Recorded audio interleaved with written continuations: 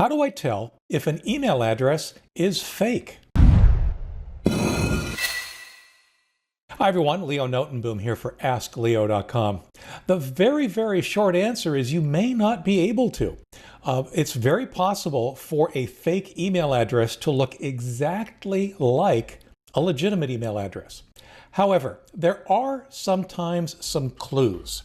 So what I want to do is walk through the structure of an email address and then some of the ways that an email address might be manipulated that are actually kind of sort of common to fake email addresses. There are two parts to what most email programs will use as a contact or an email address. One is the actual email address, and the other is called the display name. So, for example, you might see Ask Leo as the display name with leo@askleo.com in angle brackets. Those two together then are what you might see in a from line or a to line when you'd address email. So the display name comes first, the email address then shows up in angle brackets. However, not all email programs will display it that way. They won't display both pieces. For example, you might just see something that says, Ask Leo. It might have an underline on it, it might have something that you could click on or hover over to show more, but the reality is it's only displaying the display name and hiding the actual email address associated with that. Now, spammers will often leverage that kind of behavior. What they will do is they will make the display name look like an email address, and then have an email address behind it, potentially a different email address. So, for example, you might see from leo@askleo.com, but it's in that structure that is actually hiding the real email address behind it, which in the example for the article is leo@somerandomservice.com or something like that. The bottom line here is that unless you look more closely, you might think you're sending email or getting email from leo@askleo.com when in fact it's a completely different unrelated email address. That's a sign. That is a clue that something isn't quite right. Now, what we really want to look at next is the structure of the actual email address. An email address has several different parts. The first part is the actual email account. So using leo@askleo.com as my example, Leo up front is the email account. The @ sign is a separator that separates the account from what follows. What follows then is the domain, askleo.com, the domain of whatever mail server is supposed to handle that email. And the domain itself has several parts. In the case of askleo.com, there's the Ask Leo, which is the part that I purchased, the period, which is a separator, and then com, which is what's called a top-level domain. So askleo.com is a full domain, but it is comprised of several different parts. And to be clear, it is also possible to have multiple parts to that. So for example, newsletter.askleo.com is both a very legitimate domain, and in some cases, that form can be used to send and receive email. So, with that information of understanding how things are structured, we can start to take a look and maybe legitimize some of the pieces or cast some doubt on some of the pieces. One of the first things you can do when you see an email address like leo@askleo.com is look up who owns the domain. What that would mean is going to a tool like whois.domaintools.com or any of several others and actually looking up askleo.com. You'll see that the domain is owned. It may not tell you who's got the domain for privacy reasons, but you'll be able to see that yes, in fact, this domain exists. If it comes back as not found, then, well, it might be a fake email address. The other approach to doing this, of course, is to go to your favorite domain registrar and see if the domain is available for purchase. If it's available for purchase, well, that means nobody's using it. And the fact that you're getting email from it is highly suspect. Another scenario, of course, is what I would call typos and misleading domains. For example, my email address is leo@askleo.com. If you were to get email from Leo, L-A-O, at askleo.com, it might be close enough to looking right that you might not notice it, except it's clearly a typo and it's not me. Similarly, lookalike domains can do the same thing.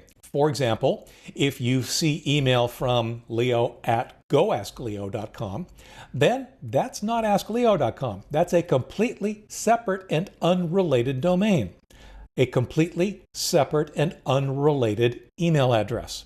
In that case, then you might be tempted to think of it as being related to Ask Leo and potentially being legit, except there's a good chance that it's not.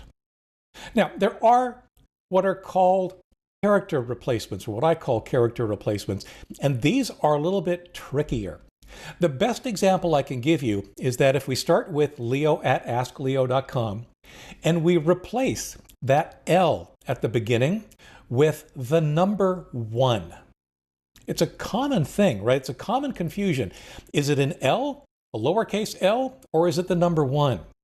Well, they are two different email addresses. Now, in the case of Leo versus 1EO, that's simply a different account at the same email service.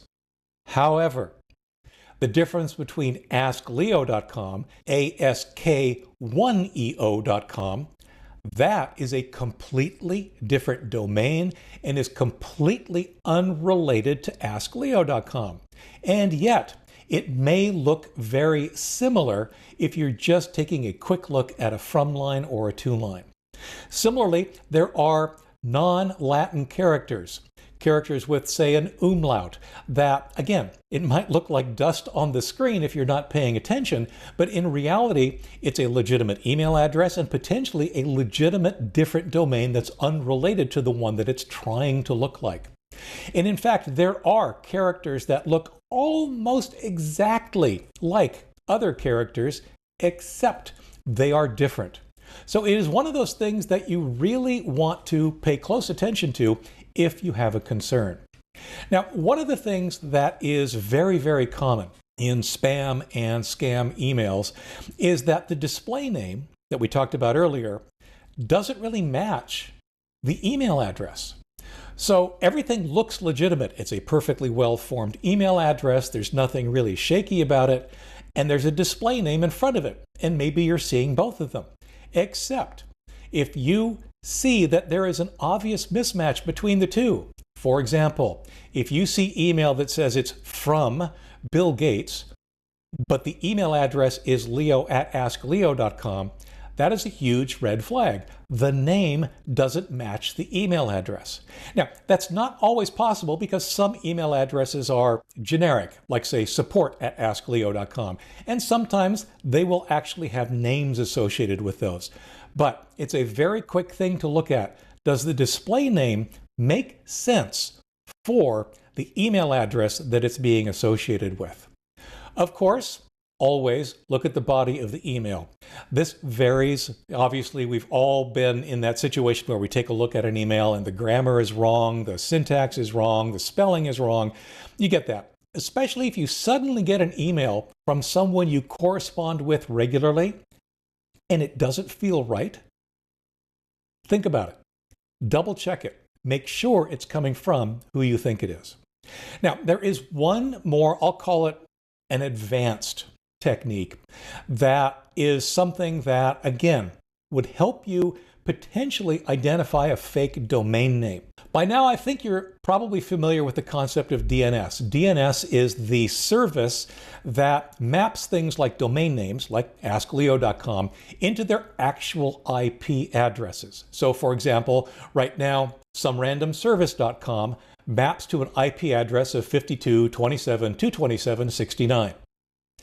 As it turns out, the mail infrastructure is also handled in DNS. There's what's called an MX record, which stands for Mail Exchange Record. And that identifies which mail server is supposed to handle the email for a specific domain.